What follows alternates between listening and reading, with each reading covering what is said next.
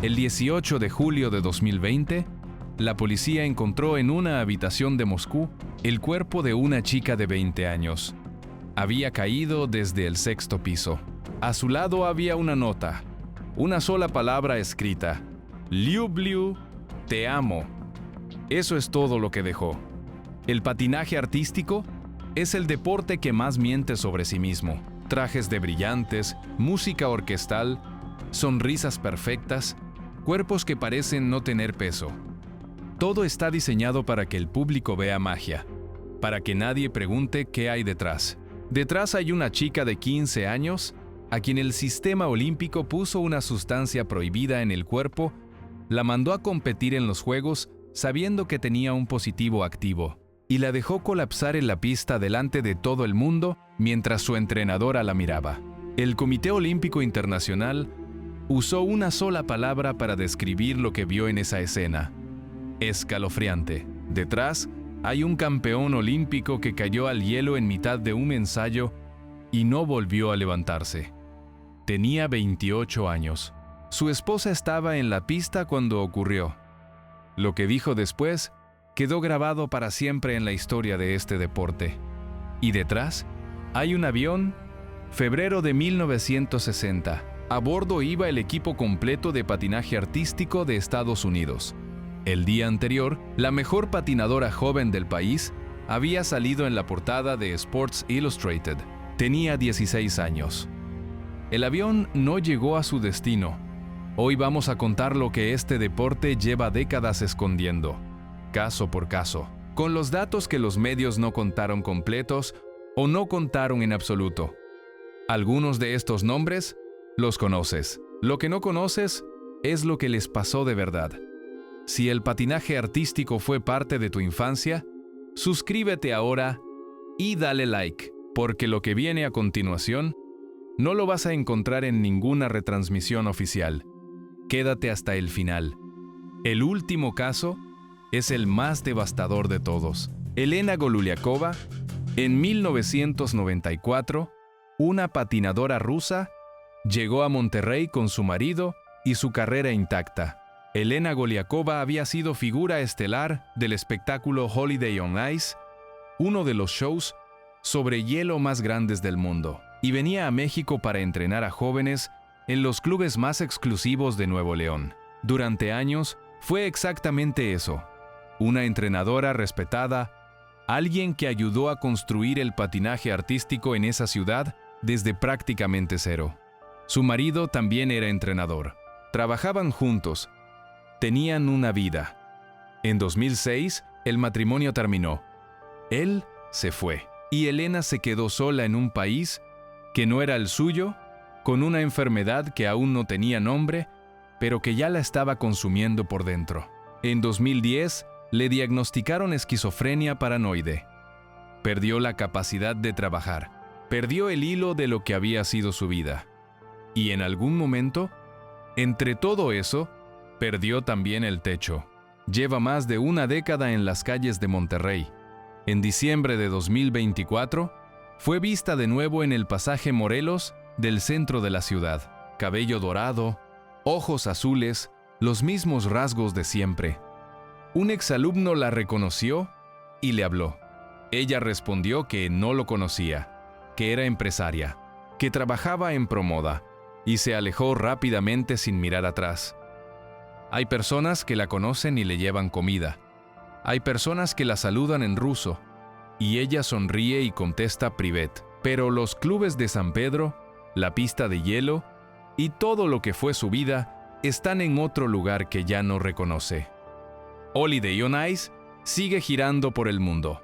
El nombre de Elena Goluliakova no aparece en ningún comunicado de la organización.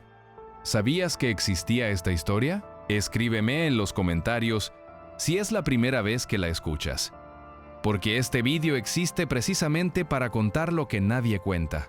Elena Beresnaya, el 9 de enero de 1996, Elena Beresnaya y su pareja de patinaje, Oleg Shliakov, estaban en una pista de Riga ensayando un camel spin de lado a lado. Era un movimiento que habían repetido cientos de veces. Ese día, algo falló en la sincronización. La cuchilla de Shliakov le abrió el cráneo. Elena cayó al hielo. Los médicos operaron 2 veces para extraer fragmentos de hueso del cerebro. El lado derecho de su cuerpo quedó paralizado. Perdió el habla. Los médicos no sabían si volvería a caminar. Lo que la gente no sabe sobre Shliakov es lo que estaba pasando fuera de la pista. Era violento con ella. La había encerrado en un apartamento de San Petersburgo. En una ocasión, un patinador llamado Anton Sikarulidze la sacó por la ventana cuando empezó un incendio en el edificio. El vecino que lo vio subir pensó que era un ladrón. Cuando la cuchilla le abrió el cráneo en Riga, Sikarulidze viajó desde San Petersburgo en cuanto se enteró. Estuvo a su lado durante la hospitalización y la recuperación. Ella no podía hablar ni moverse cuando él llegó, pero lo reconoció. 11 meses después del accidente, Elena Beresnaya volvió al hielo. Patinando con Anton, en 1998 ganaron la medalla de plata olímpica en Nagano. En 2002 ganaron el oro en Salt Lake City, pero ese oro llegó manchado. Una investigación posterior reveló que un juez francés había sido presionado para votar a su favor dentro de un esquema de soborno que involucraba a la mafia rusa. El escándalo sacudió al deporte olímpico y obligó a reformar todo el sistema de puntuación del patinaje artístico. La mujer que los médicos no sabían si iba a caminar otra vez, terminó en el centro del mayor escándalo arbitral de la historia del patinaje olímpico. Su oro existe. La controversia que lo rodea también. Elena Beresnaya tiene 48 años. Entrena en San Petersburgo. Su hija compite en patinaje. Oksana Bayul, cuando tenía 13 años, su madre murió de cáncer de ovario. Su padre había desaparecido de su vida años antes. Sus abuelos maternos, que también la cuidaban, murieron ese mismo año. Oksana Bayul se quedó sin familia en cuestión de meses. Fue a vivir con su entrenadora. Un año después, ganó su primer título nacional de Ucrania. A los 15, estaba en el podio del campeonato europeo. Y el 25 de febrero de 1994, en Lillehammer, Noruega, con 16 años recién cumplidos, ganó el oro olímpico de patinaje artístico individual femenino. Ucrania acababa de independizarse de la Unión Soviética 3 años antes. Oksana Bayul se convirtió en el símbolo deportivo de un país que todavía buscaba su propio nombre en el mundo. Lo que pasó después no salió tanto en los titulares. Bayul se mudó a Estados Unidos. Los contratos publicitarios llegaron. Los espectáculos también. Pero las lesiones empezaron a acumularse. El cuerpo creció más de lo que se esperaba para una patinadora de élite, y el ritmo de vida que llevaba fuera de la pista fue construyendo un problema que nadie quería nombrar en voz alta. En enero de 1997, fue detenida en Connecticut por conducir bajo los efectos del alcohol. Había chocado su coche contra un árbol y sufrido una concusión. Tenía 19 años.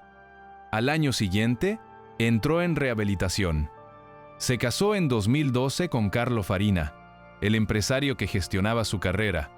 Tuvieron una hija, Sofía, en 2015. En 2025, la pareja se separó tras 13 años. El fallo judicial del Tribunal de Luisiana, en octubre de 2025, otorgó la custodia principal de Sofía al padre. A Oksana se le permite ver a su hija si la niña está de acuerdo. Tiene 48 años. El oro de Lillehammer sigue en algún cajón de su historia.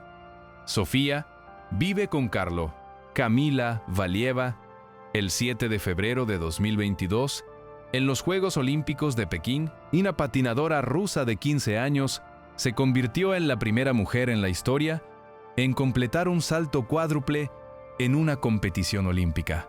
El estadio se puso en pie. El mundo del patinaje llevaba años esperando ese momento.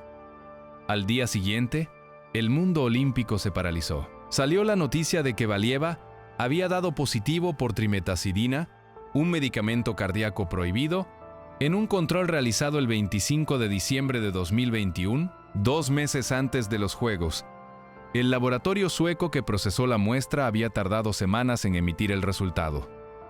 Por eso, la noticia llegó tarde. Por eso ella ya había competido. El Comité Olímpico Internacional decidió dejarla competir en el programa individual mientras el proceso legal seguía abierto. Tenía 15 años. Era una persona protegida según las normas antidopaje. El argumento era que retirarla a esas alturas causaría un daño irreparable. Lo que nadie les preguntó fue qué daño le causaría a ella seguir. El 17 de febrero de 2022, Kamila Valieva salió al hielo para el programa libre individual. Todo el mundo la miraba. La presión era imposible de imaginar. Cometió errores, cayó.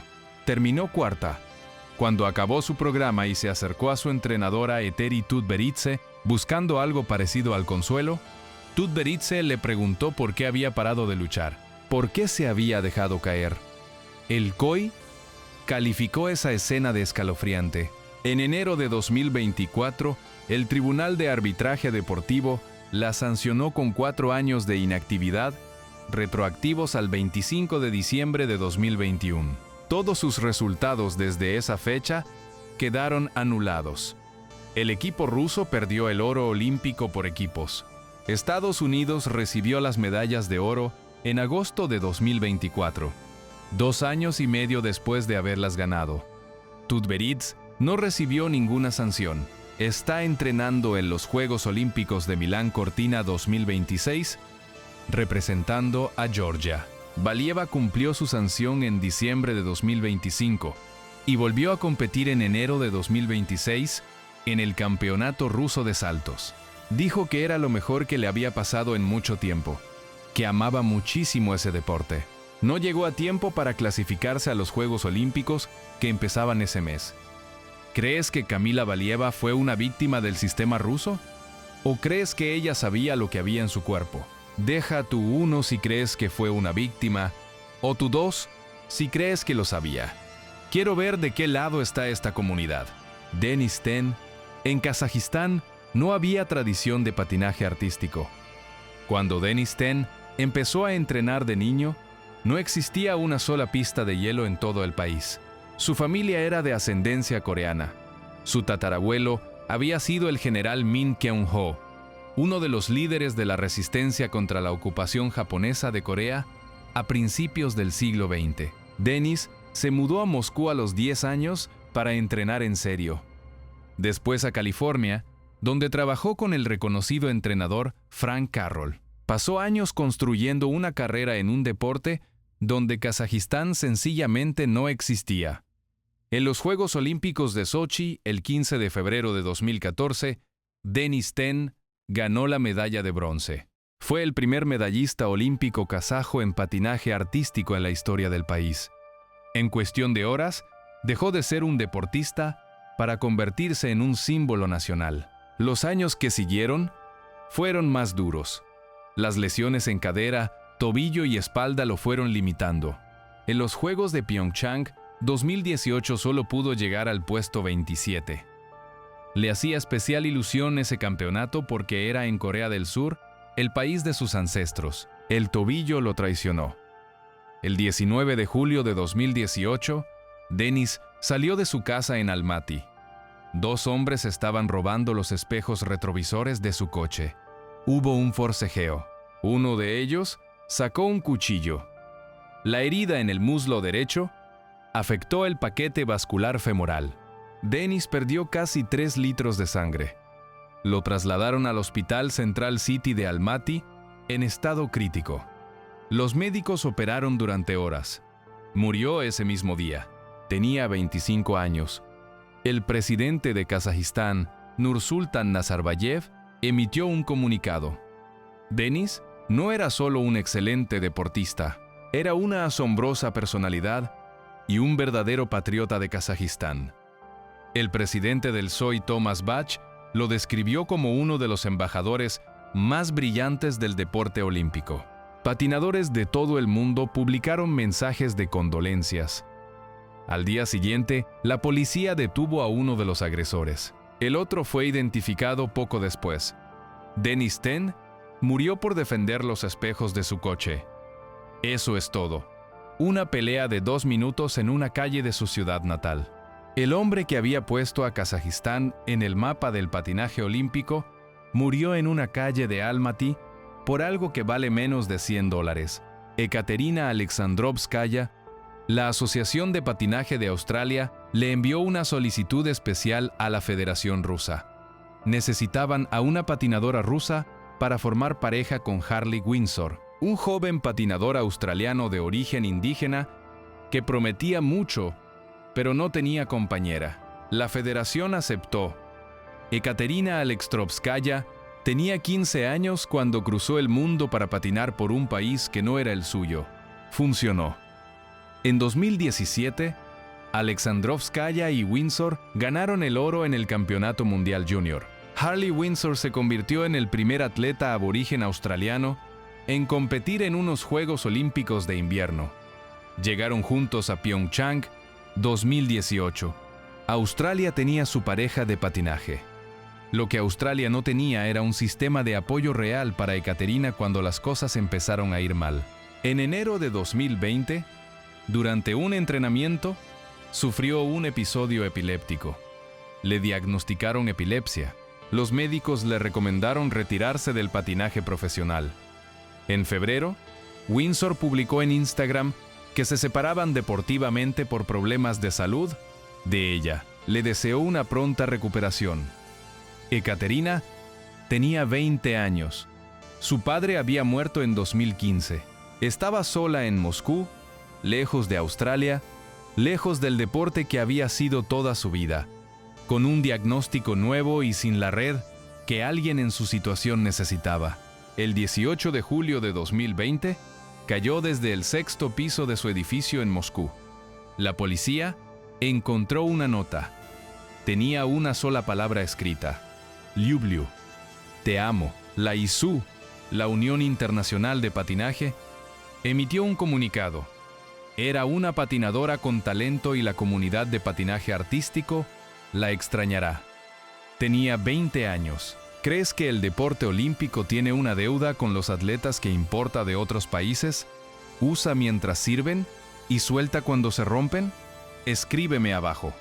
John Corey, cuando John Corey era niño en Birmingham, quería ser bailarín. Su padre se lo prohibió. En la Inglaterra de los años 50, un niño que quería bailar era un problema. Como alternativa, lo llevaron a una pista de hielo. El patinaje artístico era aceptable porque llevaba la etiqueta de deporte. Curry aprendió a usarla. Convirtió el hielo en un escenario de ballet sin llamarlo ballet. Cada giro, cada posición de brazos, cada movimiento tenía una precisión coreográfica que el patinaje masculino nunca había visto. Sus entrenadores le decían que no usara los brazos así, que no intentara que todo pareciera tan suave, que no fuera tan grácil. Él siguió haciéndolo igual.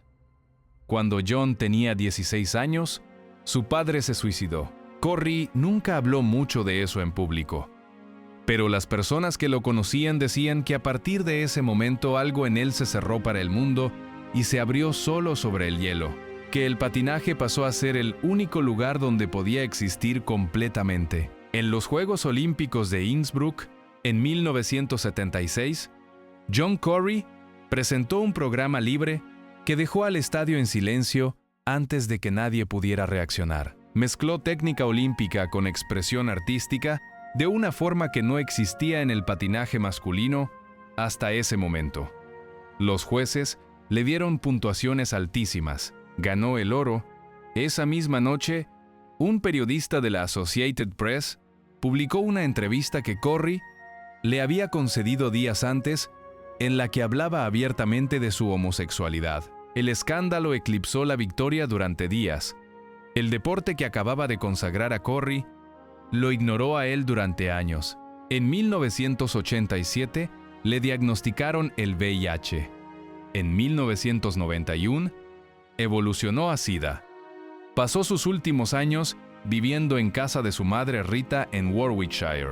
En 1994 Cuando sabía que le quedaba poco tiempo, invitó al periódico Mail on Sunday a fotografiarlo. Quería que la gente viera lo que el SIDA hacía a un cuerpo.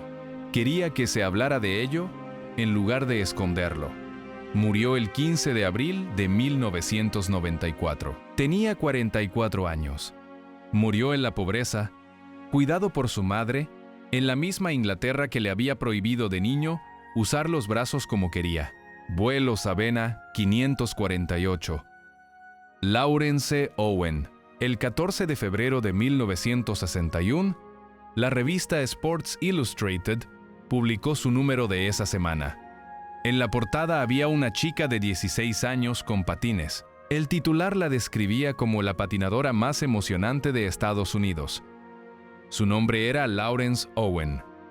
Ese día, Laurence y su hermana mayor Sharon, su madre Maribel, que también era entrenadora del equipo, y el resto del equipo completo de patinaje artístico de Estados Unidos, abordaron el vuelo 548 de Savannah en el aeropuerto de Idlewild, Nueva York.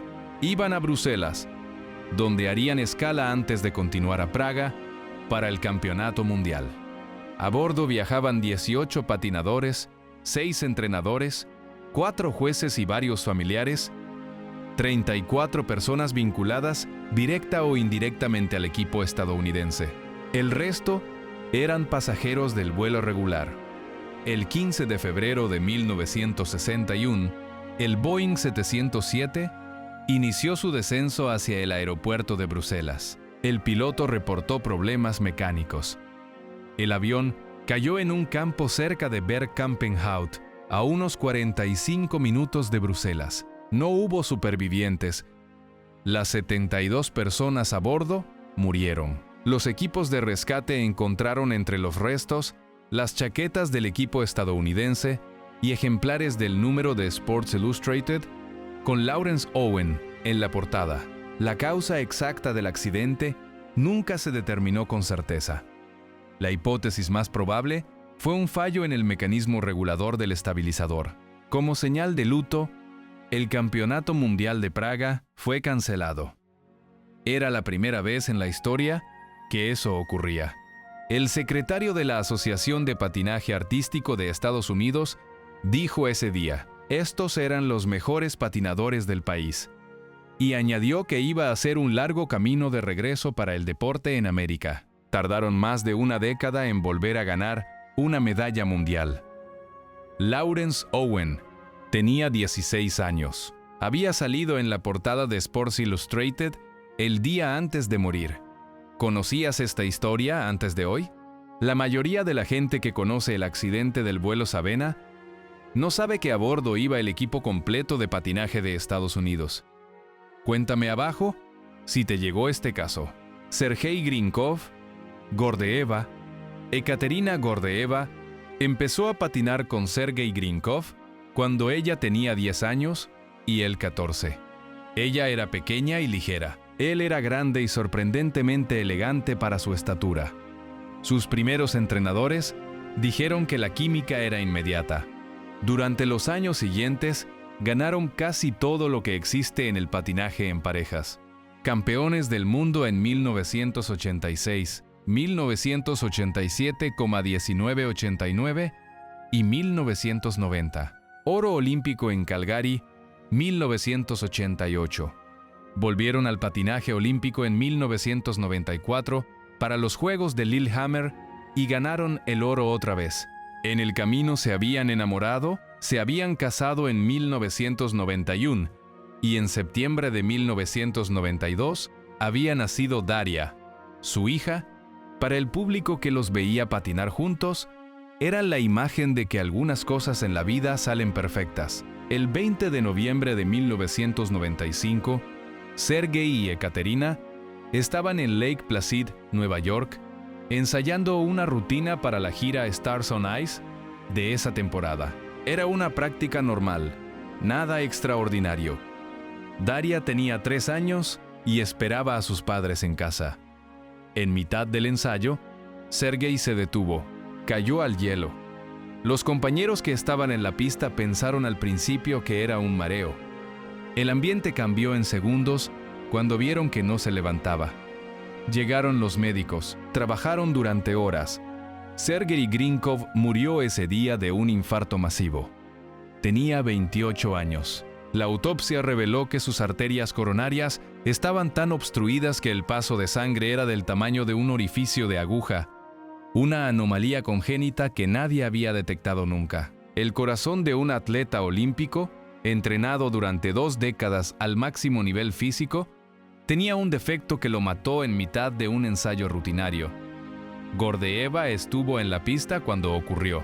3 meses después, en febrero de 1996, sus compañeros del circuito Stars on Ice organizaron una gala en su memoria titulada Celebración de una vida. La CBS la televisó en directo. Gordeeva salió al hielo a patinar sola por primera vez en su vida adulta. Lo que dijo después en su libro quedó grabado para siempre en el mundo del patinaje. Al principio, estaba perdida en el hielo, sin él. Tan sola.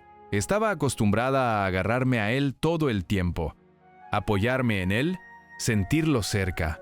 Ahora tengo que sentir mis pies debajo de mí todo el tiempo porque no hay nadie ahí para agarrarme. Siguió en Stars on Ice hasta el año 2000, publicó un libro, My Sergei, A Love Story, que fue un éxito de ventas. En 2001, nació su segunda hija, Elisabetta, de su relación con el también campeón olímpico Ilya Kulik, con quien se casó en 2002. Daria, la hija de Sergei, tiene hoy 33 años. Cada vez que alguien ve las grabaciones de Gordeeva y Grinkov patinando juntos, hay algo en esas imágenes que ya no puede verse igual. 2 personas que se agarraban el uno al otro sobre el hielo, como si el otro fuera el único punto fijo en el mundo. Y entonces, ¿recuerdas que uno de los dos tuvo que aprender a pararse solo? Una patinadora rusa que brilló en Holiday on Ice lleva 15 años en las calles de Monterrey y el deporte que la formó no ha dicho nada. Una chica de 15 años fue dopada, usada, exhibida ante el mundo y después borrada durante 4 años mientras su entrenadora seguía cobrando. Una mujer ganó el oro olímpico a los 16 y en 2025 un juez decidió que su hija estaba mejor lejos de ella. Un hombre murió defendiendo los espejos de su coche a los 25 años. Una chica de 20 que Australia captó de Rusia, usó y soltó, escribió una sola palabra antes de irse. El patinaje artístico es el deporte que el mundo ve y piensa que es magia. Lo que nadie te dice es el precio que pagan las personas que producen esa magia y lo que pasa con ellas cuando el espectáculo termina.